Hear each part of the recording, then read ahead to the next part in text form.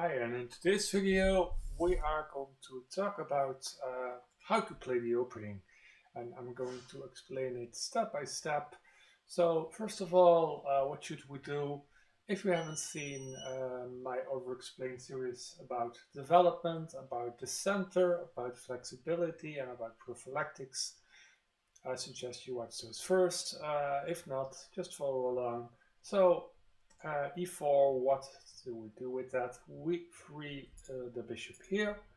We take some squares in the center. We are preparing d4. We are bringing our knights out very quickly.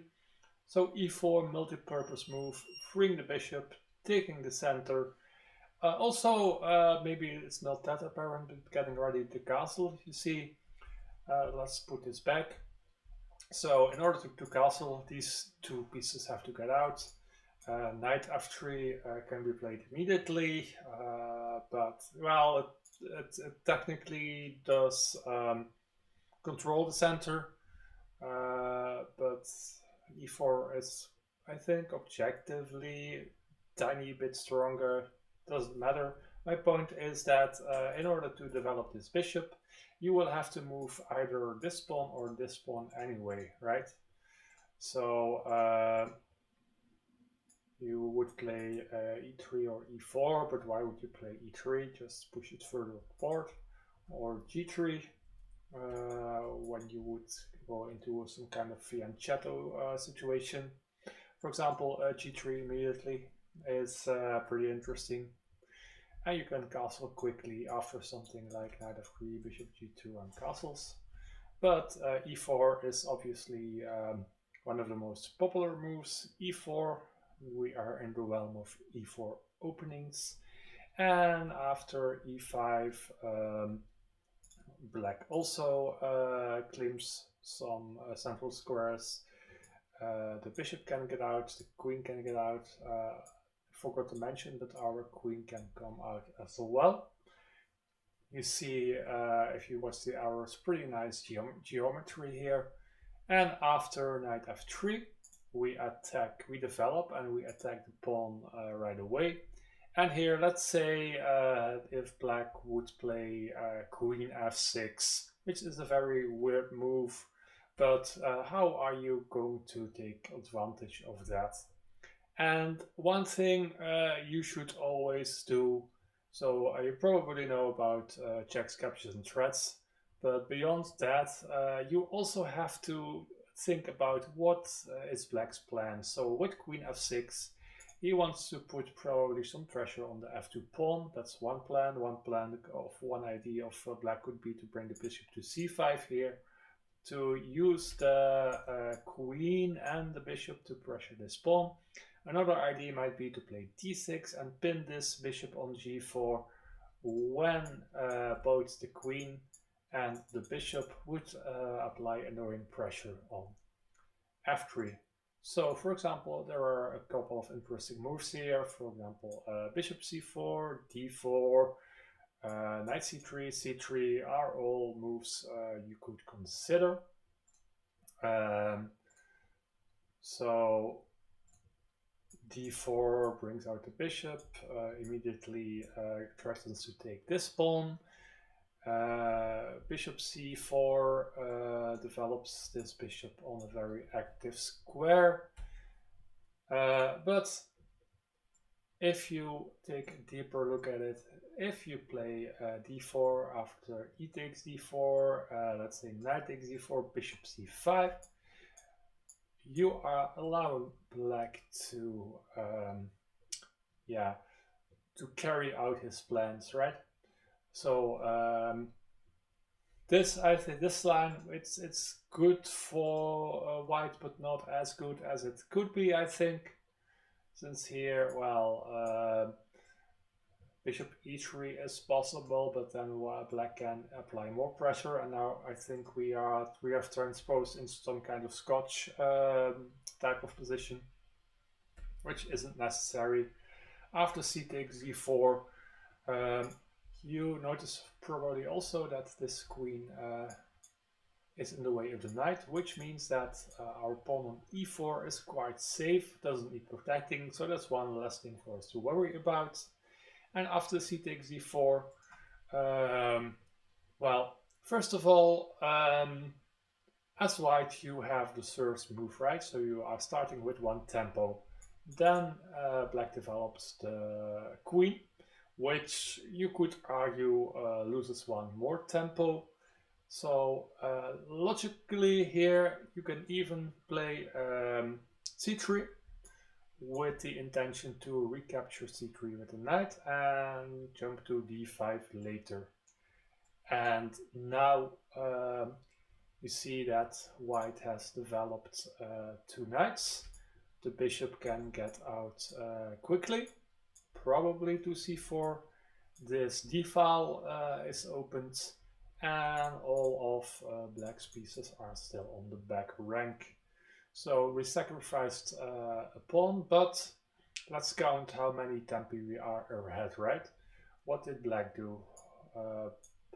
Black played e5, e takes d4, d takes c3. So he invested 1, 2, 3 tempi with the pawn. The pawn is gone, so the sample squares the pawn used to control aren't there anymore. So we wasted 3 tempi plus 1 tempi with the queen. Yeah, you could argue, black could maybe argue that queen f6 is a useful move, or maybe this is a useful move to remove the d4 pawn, but I'm not buying it.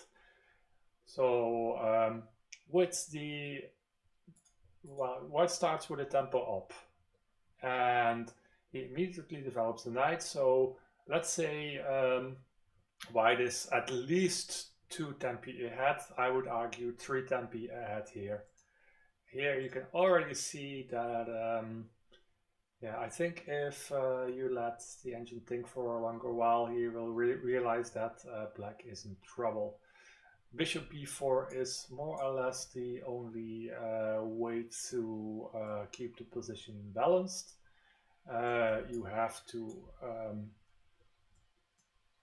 put some pressure on white to to limit the activity of his pieces. But after bishop d4, white can just play bishop d2, for example. And yeah, if you could see here, 71% win rate for white. This is just not good. We will be extremely quick on the attack for just a sacrifice of 1 pawn. So that's one idea.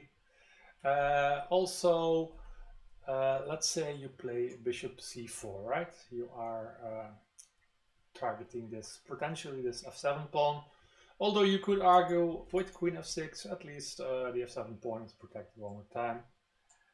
After, let's say, d6 and castle short, or yeah, let's say castle short, bishop d4, there is already annoying pressure on this knight, and the bishop will have to come back to d2 anyway.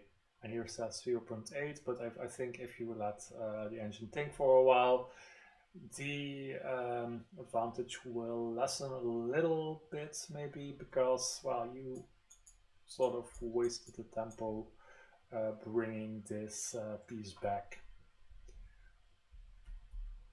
So you are choosing here between all these nice moves: bishop c4, d4, knight c3, and you have to make a decision, but also see, well, you can't forget about black's plans. You can't say, I'm going to do whatever, and black is going to just sit there and be passive. No, with queen f6, he wants to do this, or he wants to do this. And I think bishop c4 looks tempting, and it's probably also a pretty decent move, but what I really like here is to go knight c3. So both d4 followed by c3 would be a good move, and I think the best move here is knight c3. Why? you are immediately threatening the queen, and you are claiming that this queen is just very badly placed, and actually it is. So black might try c6, which maybe some b5, b4 IDs. But now something has changed in the position, and what has changed is that this queen doesn't really have a lot of squares left, right? Once we play d4, our bishop will control these squares. So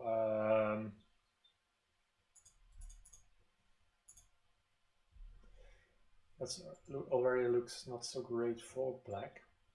And in fact, here we have a good follow-up in d4.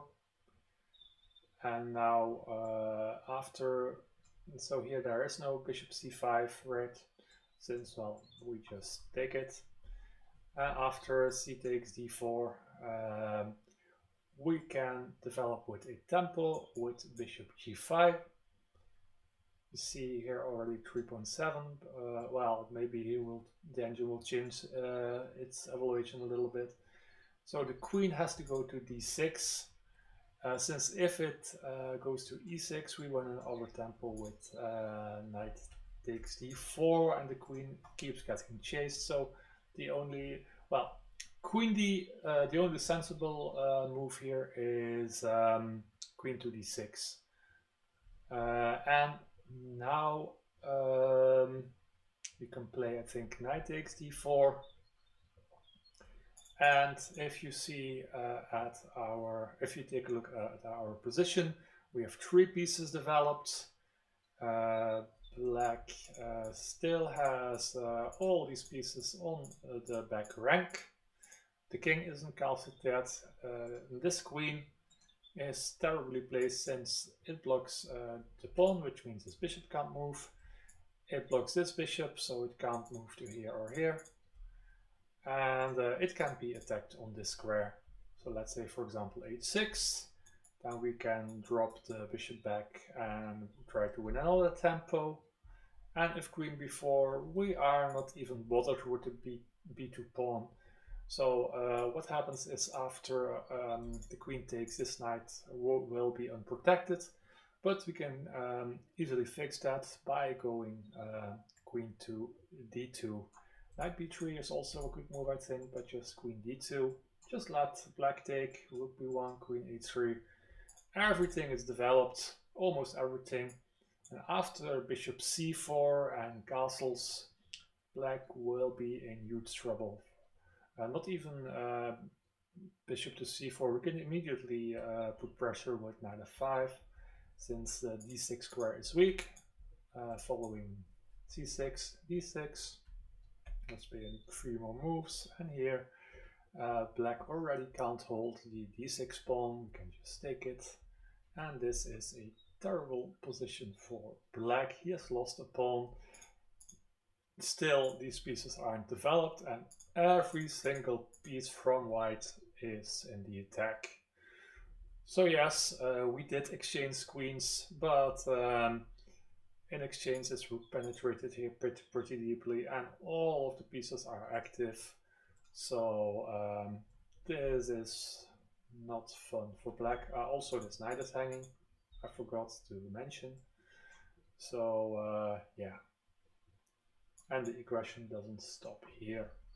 So let's go back and let's see if I missed something. Oh yeah, right.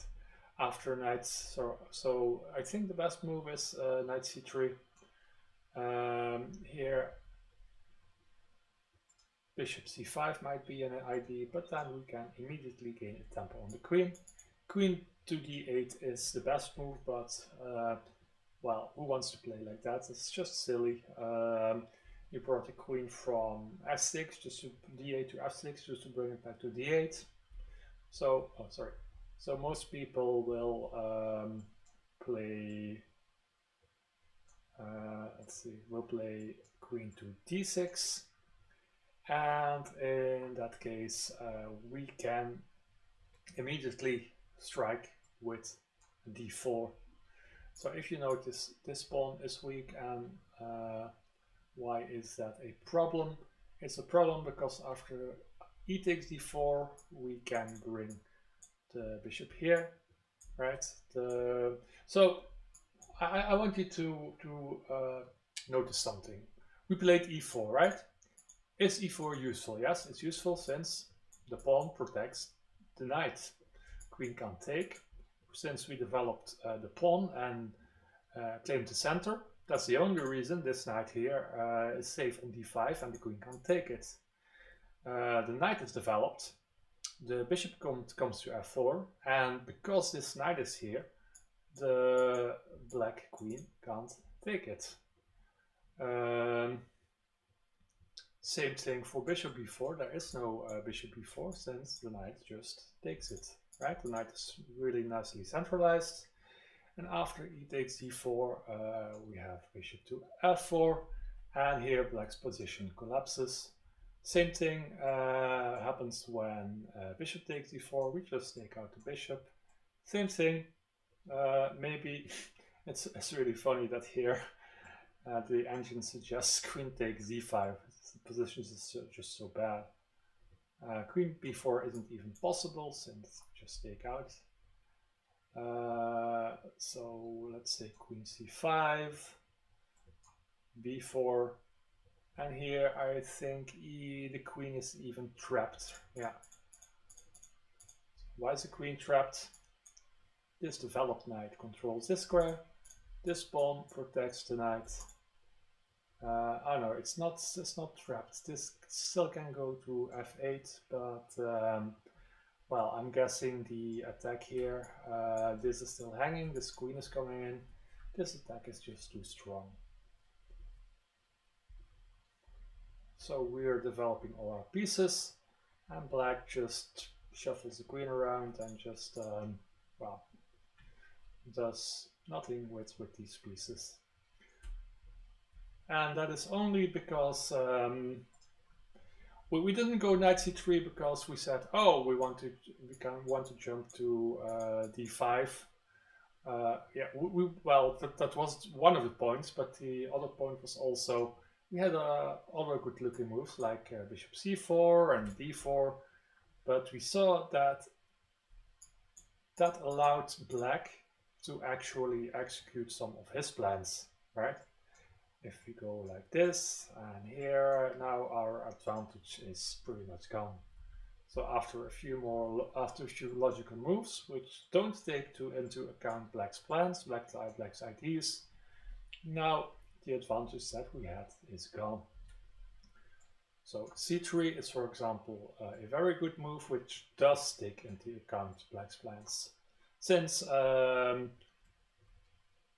bishop c5, we can still jump to d5, and if d6, now black is too slow playing bishop g4, since after bishop c4, let's say bishop g4, we can go queen b3, and this bishop has left the station, leaving b7 vulnerable.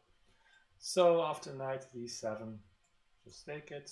Let's say rook b8.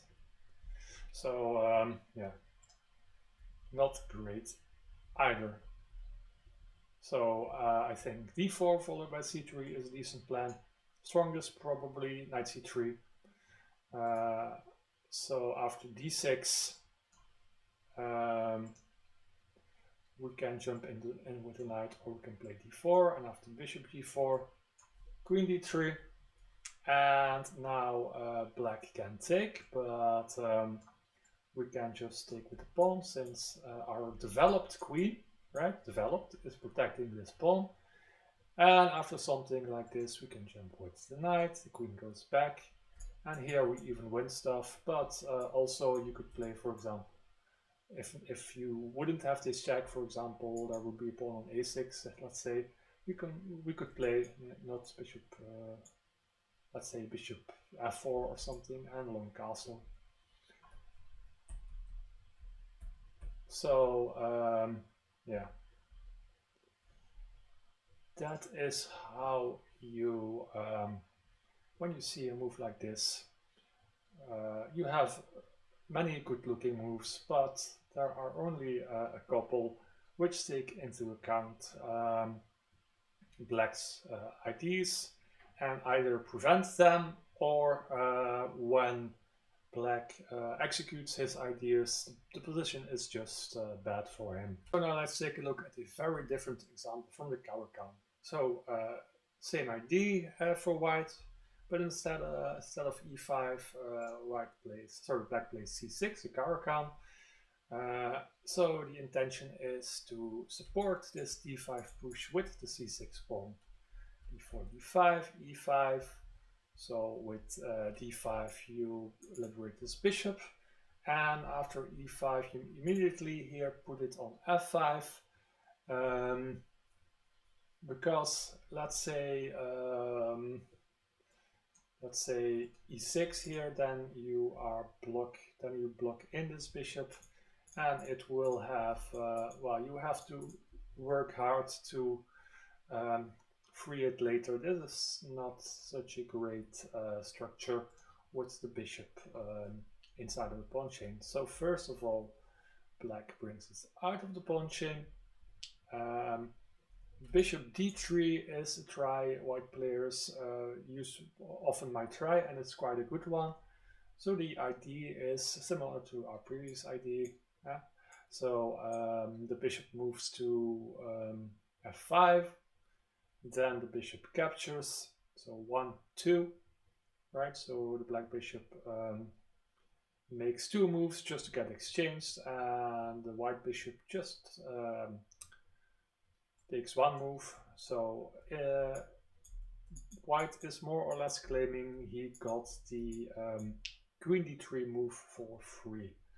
Luckily for us, this is a more closed, let's say maybe half open position or something. It's closed for the moment, but we want to break with c5 later. So it's not an open position like we saw before. This pawn chain here makes all the difference.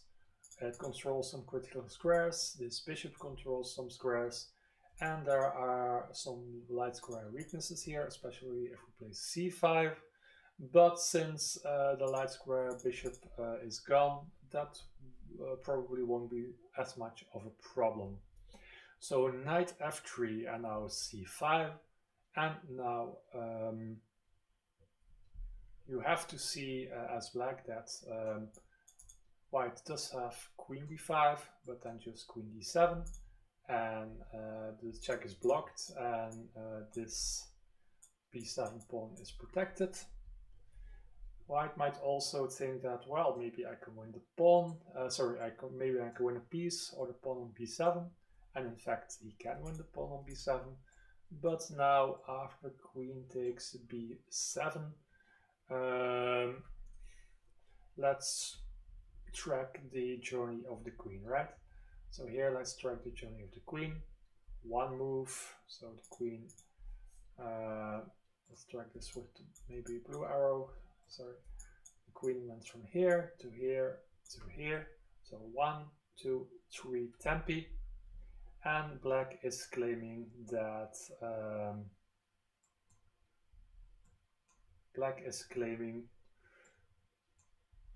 d takes c5, bishop c5. So here there's a double attack. So maybe you think black will lose the bishop, but it's not the case since knight d7 protects it.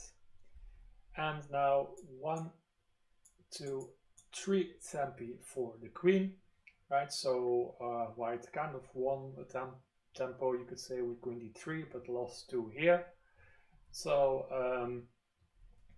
yes, white has won a pawn, but this queen is still offside, and black can just develop probably knight e7 castles, and then maybe the queen can be targeted later.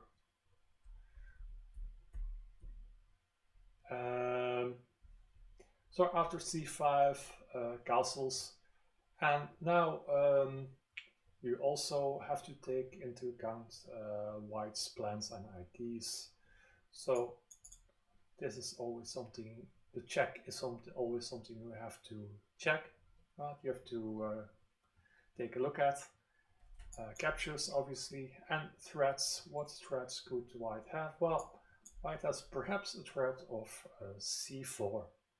So not all moves here are equal.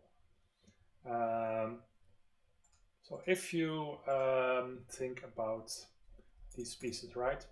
In the Caro-Kann, black typically has some problems bringing these kingside pieces out. Why?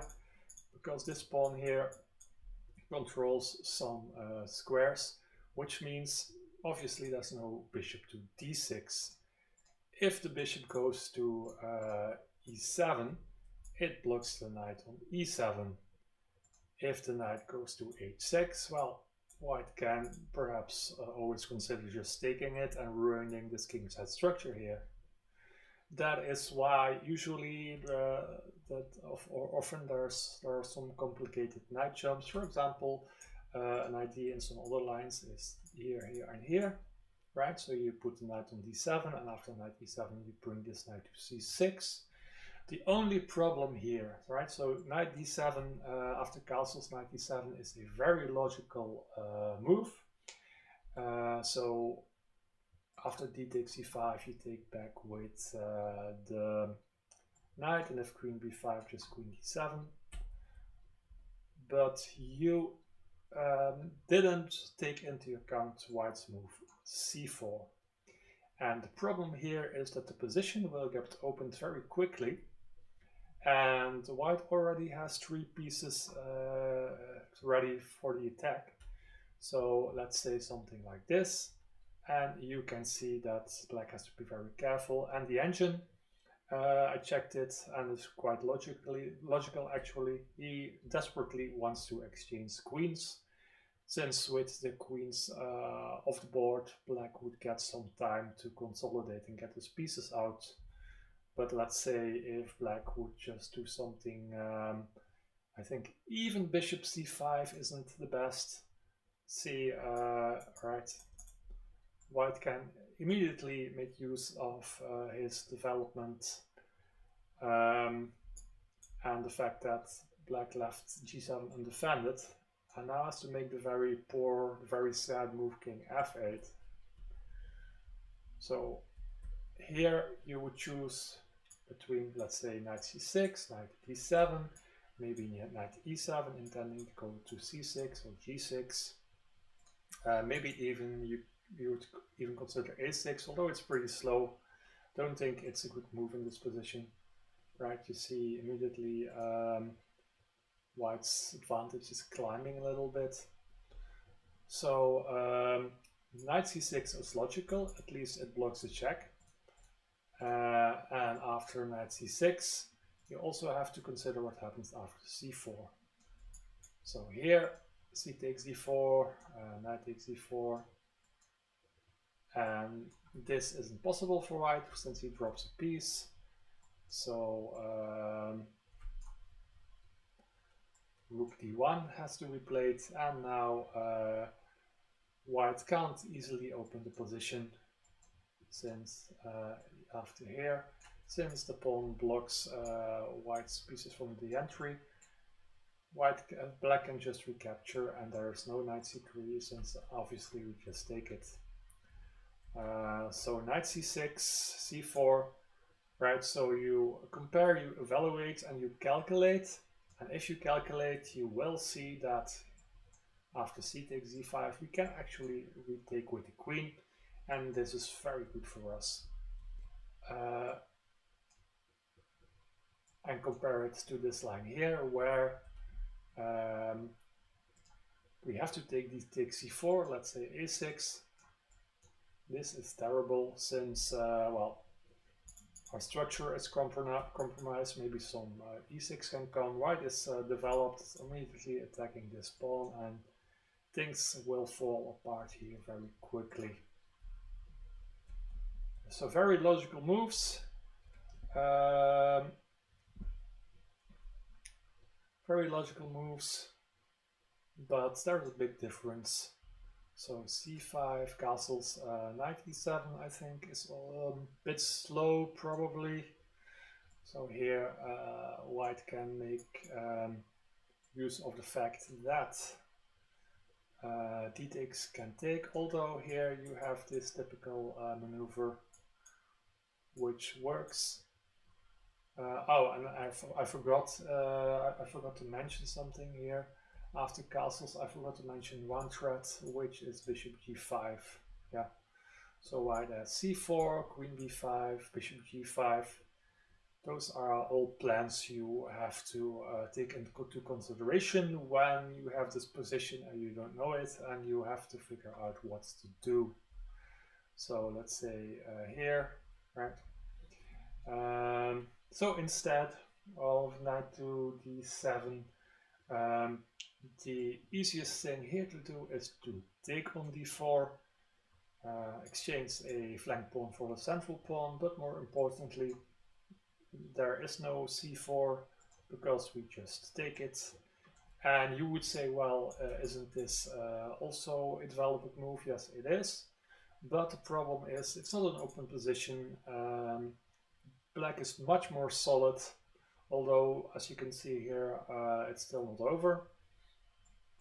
But if black can survive this position, so here knight d6 is threatened, so knight g6. So if black survives this position, he will be a pawn up. This is in fact a protected passed pawn, which will be deadly and probably winning in an endgame. So one of black's ideas, aside from completing the development, will at some point probably be to try to exchange these queens.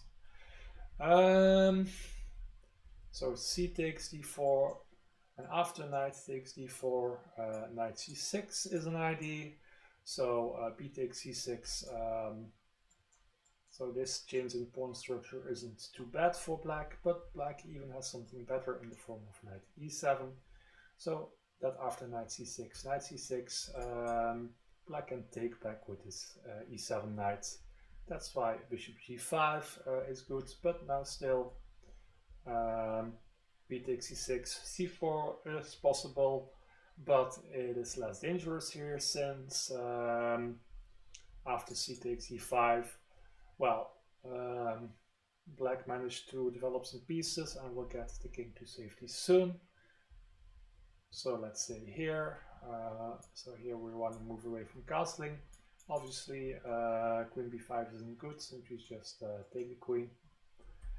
And here again we have the protected passed pawn. And if knight a4, we go queen c6. So the knight is attacked, and here after rook c8, rook c1 isn't possible since we just take it, and that would win a whole rook. So you would say, well, this is a simple position, but it's not the case. So you think about what is white's plan. White, right? What are white's moves? So queen b5, c4, bishop g5. And then you calculate some lines and hopefully come to the conclusion that knight to d7 here isn't the best move, and you would have to play something like c takes d4, or knight c6 would also be pretty good. C takes d4 is actually the best, but if you calculate and come to the conclusion that knight c6 is a good move here, so I think certainly not wrong. So that's a little bit about how you can approach the opening. Always keep in mind what your opponent is trying to do.